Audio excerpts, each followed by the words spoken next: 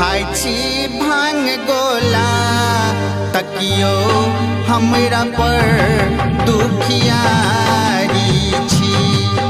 मंदिर में एलौं हम पुजारी छी। यौ पारस मणि भोला खाइ छी भांग गोला तकियो हमरा पर दुखियारी छी। मंदिर में एलौं हम पुजारी छी। माँ गायत्री रिकॉर्डिंग स्टूडियो।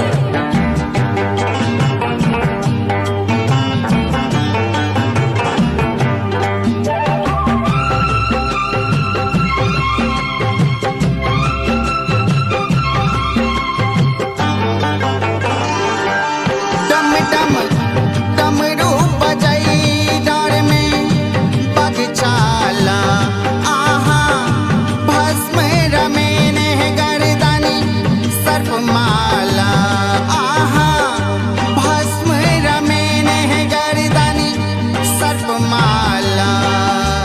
जटा सो गंगा धार बहे आ सांप सब फुफकार कटै तकियो हमरा पर दुखियारी छी। मंदिर में एलौं हम पुजारी छी।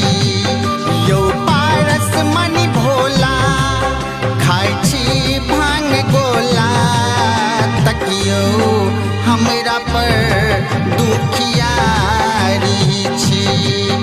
मंदिर में एलौं हम पुजारी छी।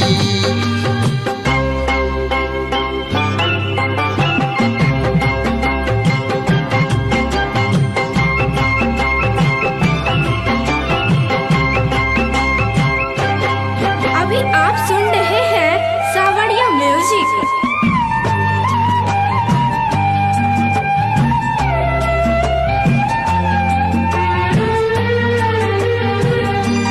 बसहा बान्हल पड़ल बाबा शमशान में गौरा भांग रगड़ी के शिव ध्यान में। बसहा बान्हल पड़ल बाबा शमशान में।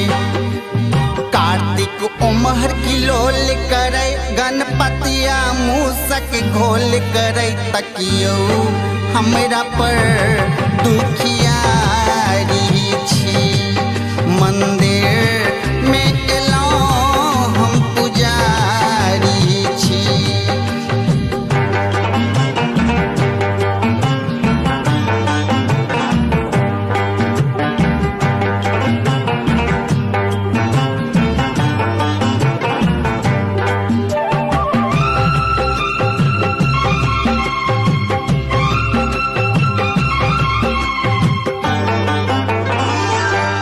विष्णु नीलकंठ यहाँ बाबा दानी छी।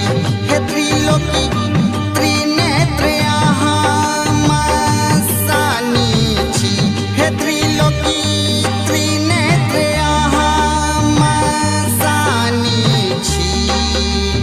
करियो दया रखियो ध्यान में बसियो मधुबनी जिला में तकियो हमरा पर दुखियारी छी। मंदिर में एलौं हम पुजारी छी। यौ पारस मणि भोला खाइ छी भांग गोला तकियो हमरा पर दुखियारी छी।